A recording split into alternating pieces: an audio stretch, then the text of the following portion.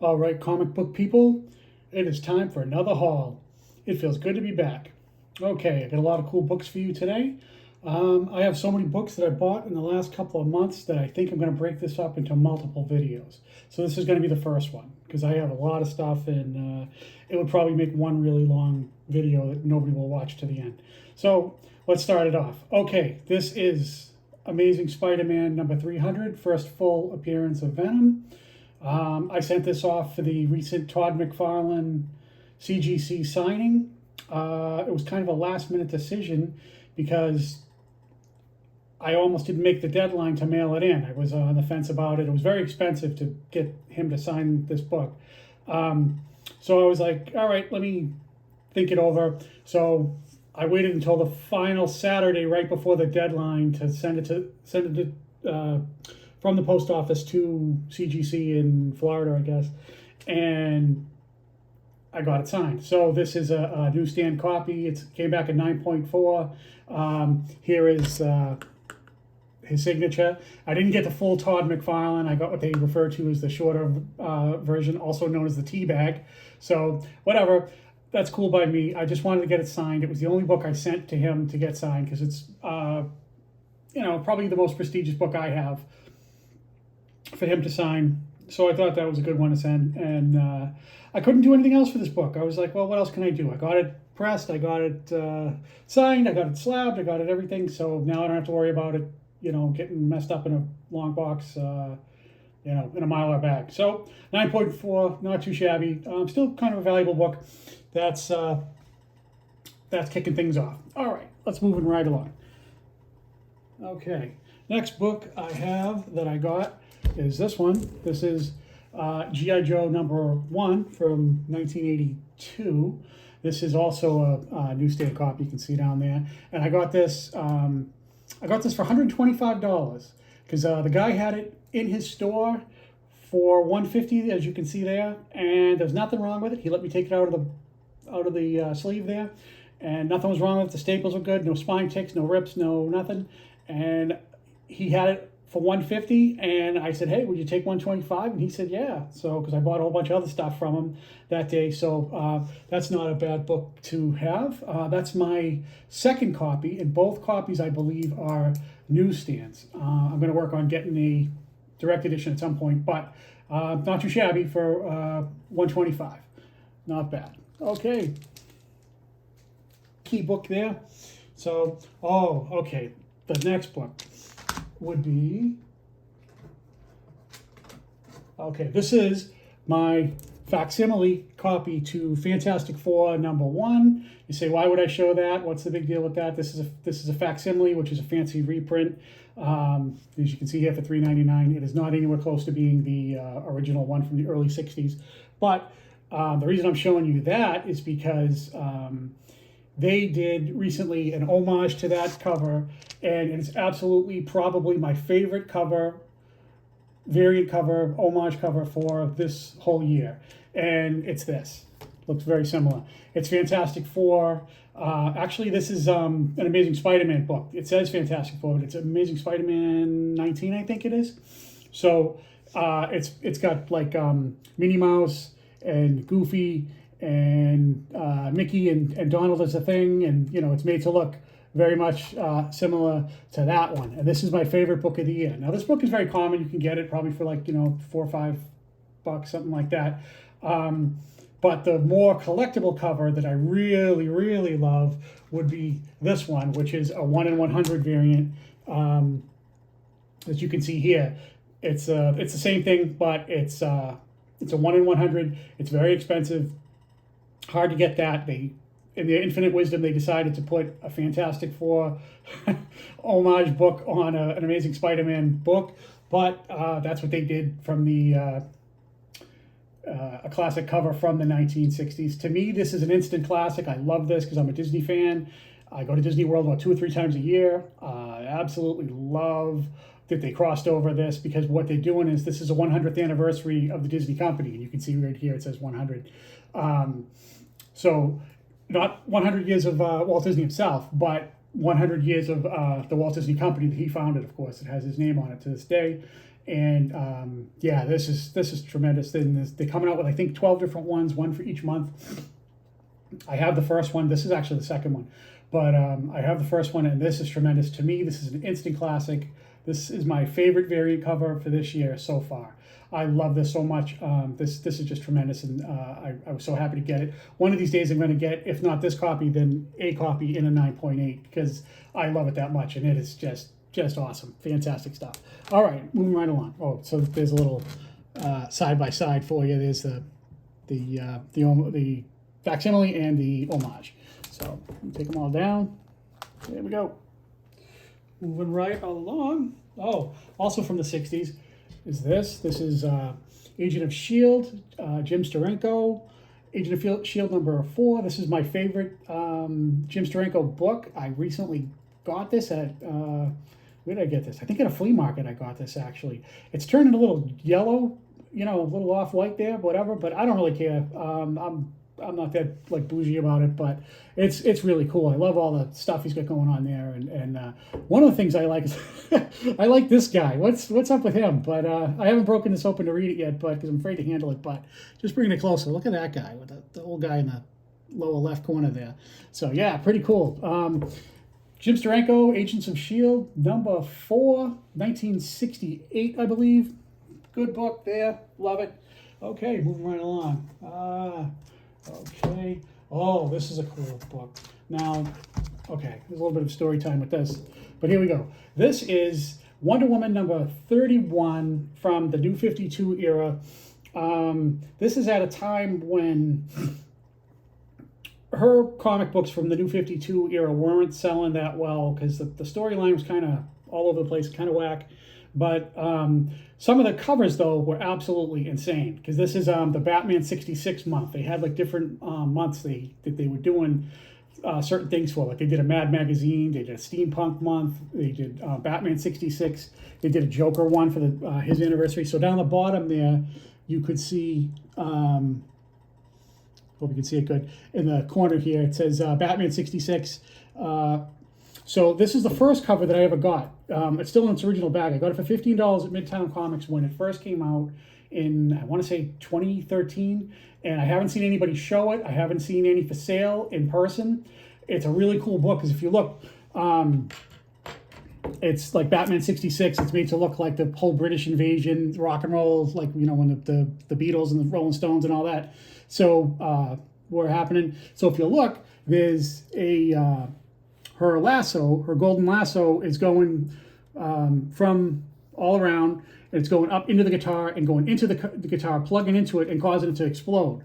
So that's a pretty cool thing. So her lasso is plugging into the guitar, causing that to explode, and the speakers are going crazy and all that, and it's busting and doing all that. So so if you like guitars and you like Wonder Woman and you like rare books, this is the one for you. This is a Mike Allred cover. It says here in the drum set, Mike Allred, or at least all red. So yeah, this is really hard to find. This is like some of those other ones from around that time. So that's my original copy, and I haven't seen anyone selling it or anything for years. I got that on day one when it first came out, and then in the last like couple of months, I got not one, but 2 additional copies of it.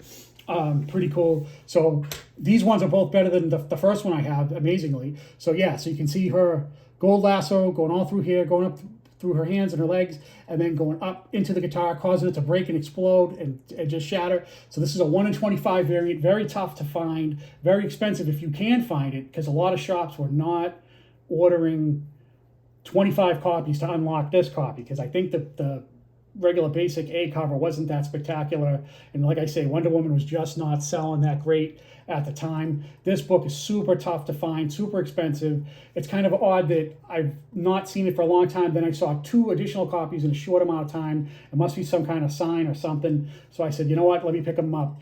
Because I got one, and then a couple weeks later I saw another one, so I grabbed that one too. So I was like, you know what, let me get that, because I love this cover. It's so cool. I love how the guitar is exploding. Just an awesome, awesome book. Love that. Wonder Woman 31, I believe from 2013, I want to say.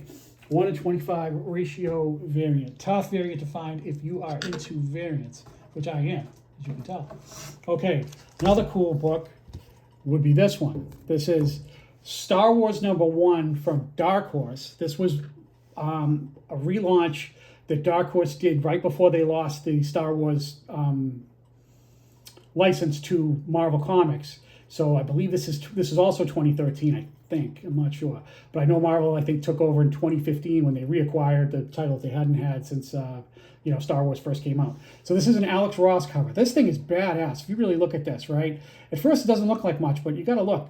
It's you got Luke and Leia, right? Then you have Han Solo and Chewbacca. Then you have R2-D2 and C-3PO and then Darth Vader, and then you have maybe 12 or 15 TIE fighters all coming out of here.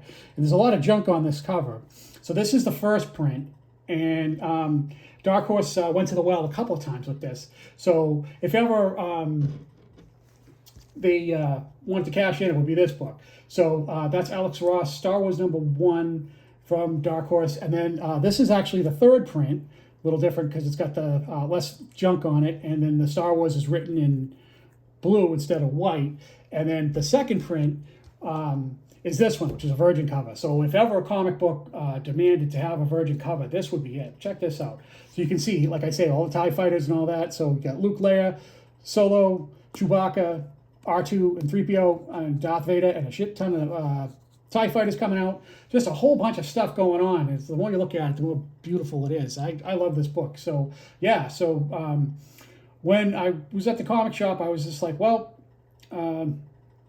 they had them all, so I was like, let me just get them. It reminds me of that Kevin Hart credit card commercial where he's at the bakery and he's looking at what kind of eclair he wants to get, and he can't decide which it is, so he says, let me get them all. So that's me at the comic book shop. I'm not nearly as funny as Kevin Hart, but hey, this is a low quality YouTube comic video, so what do you want?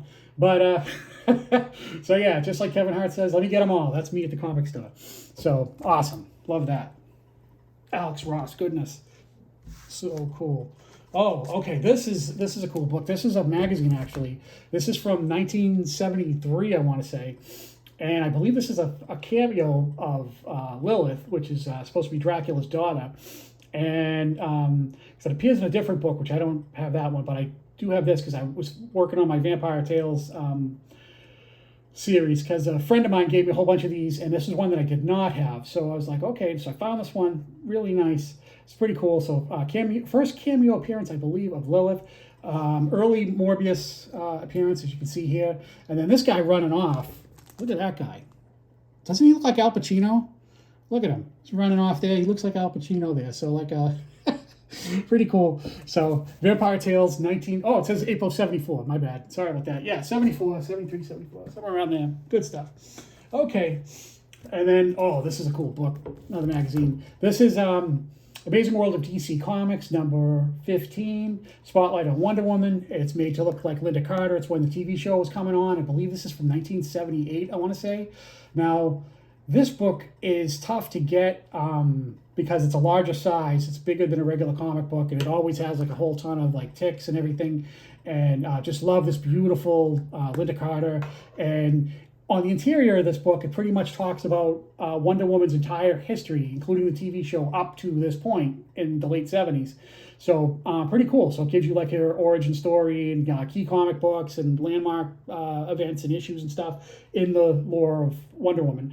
And it's sketch work here, meant to look like Linda Carter. And then there's I guess like an interview or an article with her. So yeah, pretty cool. This is a great find for me. I had another copy of this, but it was kind of beat, and this one's really nice.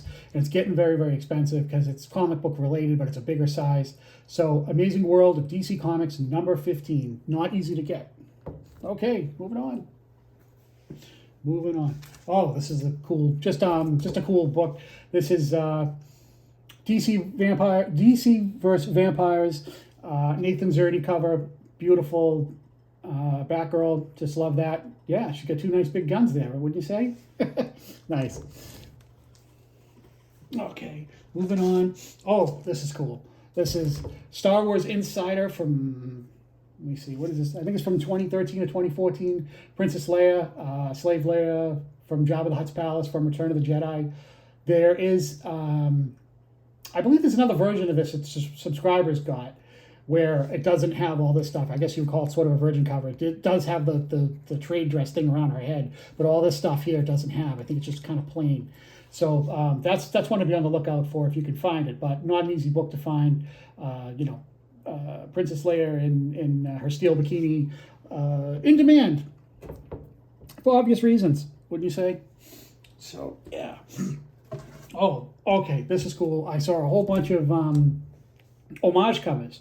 This is cool. This is Doctor Who, year 2, issue number 4, and this is a Peter Pan poster homage. So there's there's the 12th Doctor, and there's Clara, and here's the TARDIS.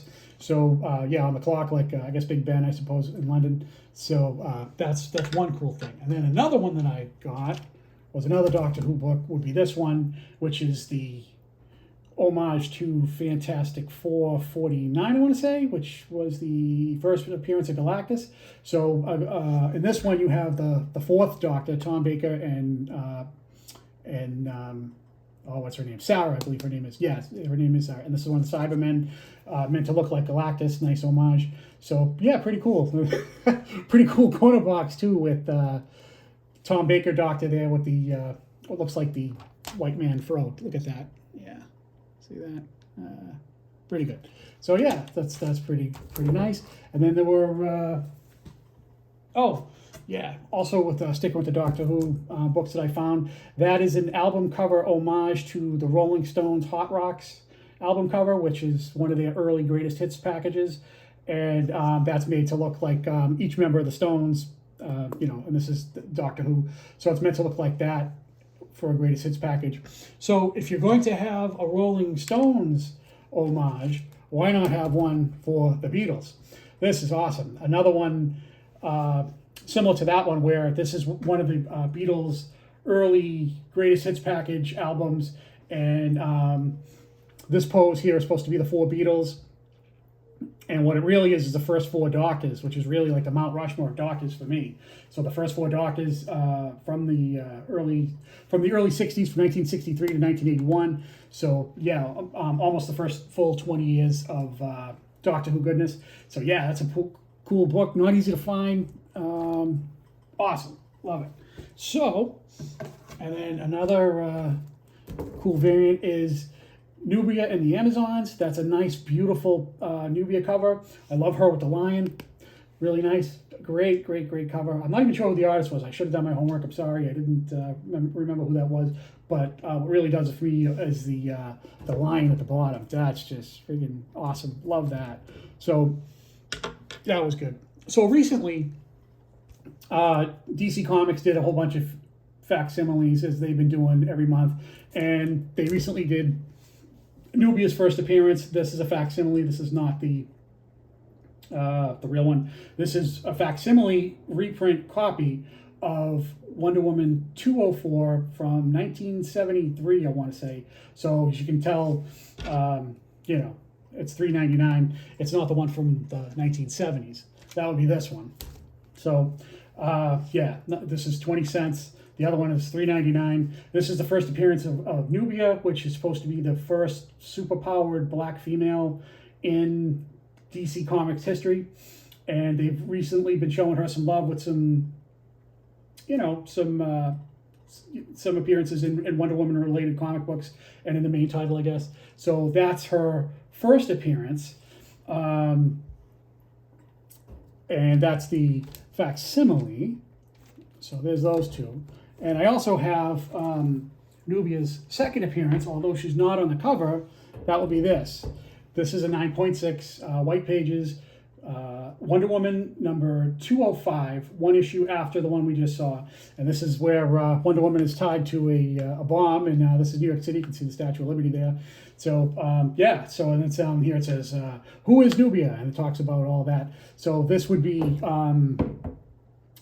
her second appearance in a 9.6. Not easy to get white pages. And then the next one I have would be her first cover appearance, I guess. She does appear, I guess, on that other yellow one, but she has like the helmet on and the mask, and you can't really see. So this is what she looks like, back then, and like she's chained to Wonder Woman and having a knife fight, and pretty cool. So yeah, so this is Nubia, and this is supposedly, they kind of say that this is like her first cover appearance, although her first appearance is, but you can't really see her face. So I guess it's her first cover face appearance. I don't know, whatever you want to call it. So pretty cool. So that's a nice little rundown of Nubia related books. And let's move on to some other cool stuff. So let's see. And then, this is, sorry. This is Harley Quinn. Harley Quinn #1, 30th anniversary celebration book. This is an art germ cover, really nice. I love the artwork on that. You can see Poison Ivy in the background, just really nice, cool book, real nice. And then, this book is, the next one's kind of silly. Let's look at that one. So the next one is Trailer Park Boys in the Gutters. And look at that, Bubbles has got some nunchucks. I guess things are looking a little rough in the trailer park. So if you're gonna go in there and start some static, you better be ready to deal with Bubbles with the nunchucks, because he's gonna fuck up your shit. So so pretty cool. And then the next couple of books I have are pretty neat. Okay. Next book I have is Star Wars Return of the Jedi. This is an Adam Hughes cover where, again, Leia with the steel bikini. She's choking Jabba the Hutt there, so that's pretty cool. This is like my second or third copy of this. I picked this up recently, and just love this book. Really cool. Nice book to look at. Okay, now this book is super hard to get. Wow, okay, this is a Baroness cover. This is G.I. Joe number 295. It came out, I don't know, maybe about 5 or 6 months ago, something like that. And it's a 1-in-10 ratio variant, but not many stores ordered this. In fact, I went to Midtown Comics, Lexington Avenue location, and I wanted to get it on the day that it came out. I figured they would have a few because, usually for most ratio variants, they have a nice little selection to choose from. And they said that this is the only one that they got. So I guess this is not a very heavily ordered book to unlock this 1-in-10 ratio variant. So this is a John Royal cover. I love how it's snowing, because I'm a big sucker for anything that has weather and raining and snowing and all of that. So yeah, Baroness, yeah, she's looking pretty nice there. So not bad. Oh, okay, one more Doctor Who book. This is a hard to get. This is Doctor Who #1. This is the 12th Doctor, and that's 12th Doctor, and that's Clara. This is the Barnes & Noble variant. This is tough to get. You had to get this at Barnes & Noble, and it's hard to get, and it's condition sensitive because it was only sold at Barnes & Noble's bookstore, and they're known for not taking care of comic books very well when they had them, because they sell like real books and real magazines and like real hardcover books and softcover books, that the literary industry, and not take very good care of this. So this book is tough to get. It's not necessarily that expensive, but this book is a beast. This is tough. It took me a while to get this. I wanted it, and I came across it. I couldn't believe it, and it's in really nice condition. So good stuff. So, all right, moving on. Okay, this is Vampirella Mind Warp, #2, just a nice lady cover. I love her. She's giving you the deuces there, the peace sign. I love her shades, love the look on her. That's a Linsner cover. Linsner, I can't say that guy's name, sorry.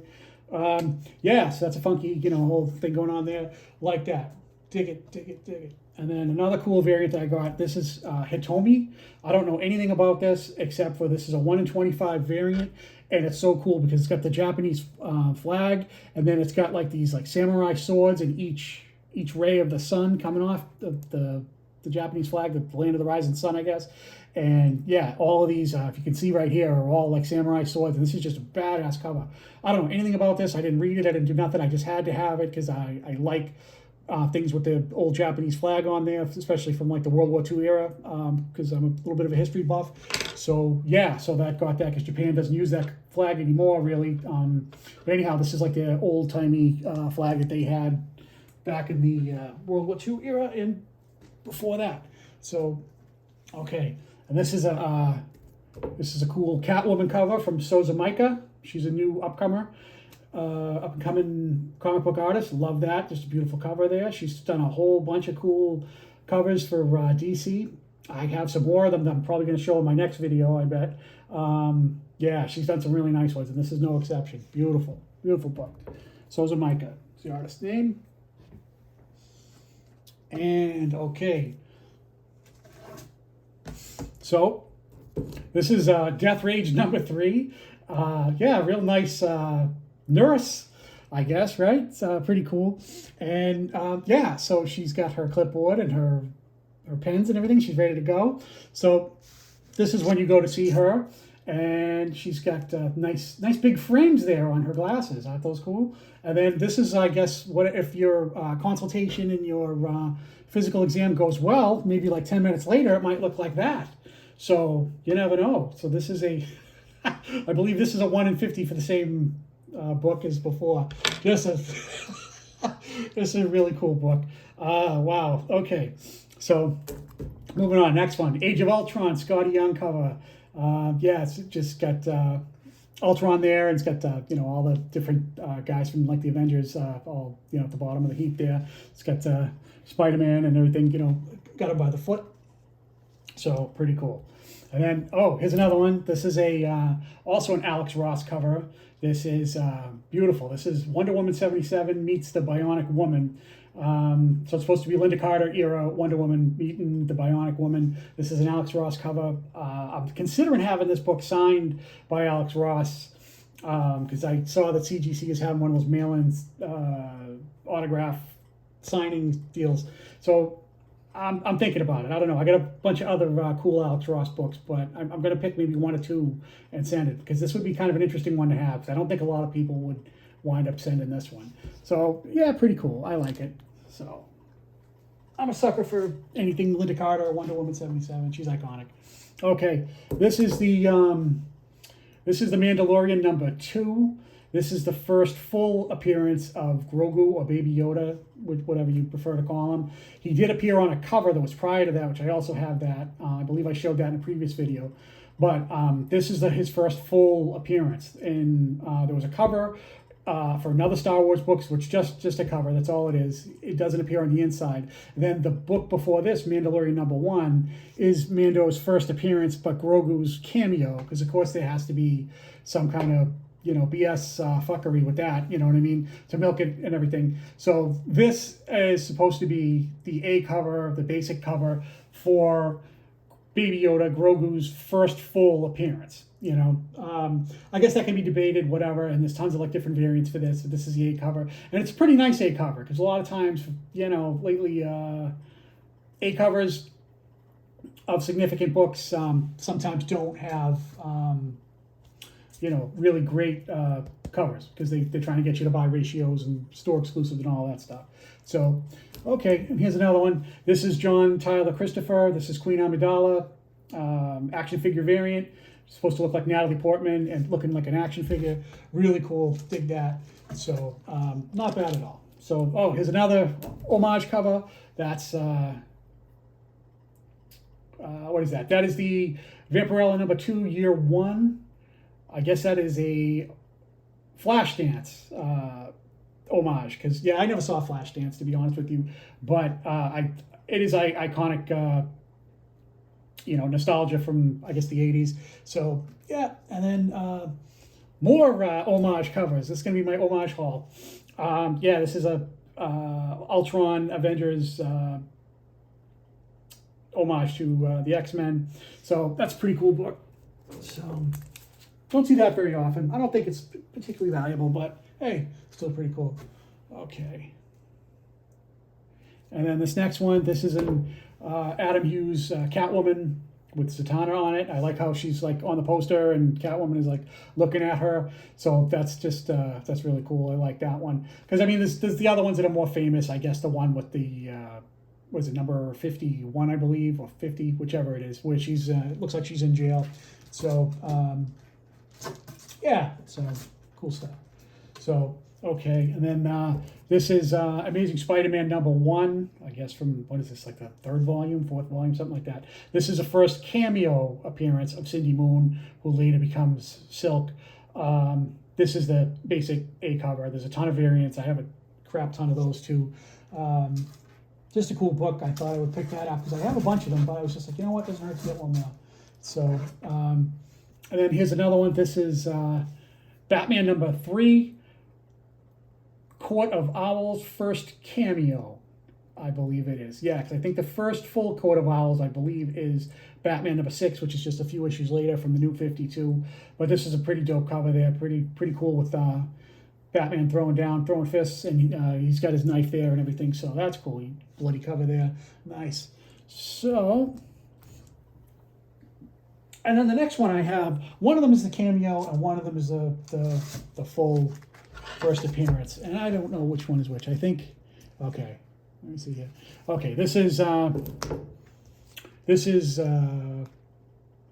week 52, number 7. This is supposed to be the Batwoman first appearance cameo, I believe. So there were 2 of them. So they were both about the same condition. So like I say, like Kevin Hart says, I'll take them all. So, and then they had 1 copy of this one, which is, I believe, the first full appearance, week 52, number 11. It says Batwoman Begins. So I think this one I think is just her like not in costume or whatever, and then this one is like her first like full appearance. So pretty cool. So one is a cameo and one is the first full. So just get them all. You don't have to worry about it. So so here's a cool thing. So this is a Jim Ballant cover for Catwoman 49. This is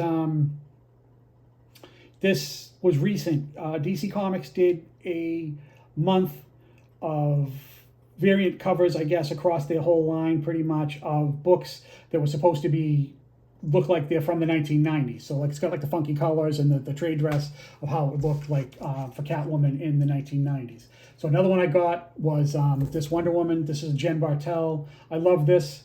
Wonder Woman 793 with the funky colors, and Wonder Woman's got the big hair and the jean jacket and all that, and showing some booty.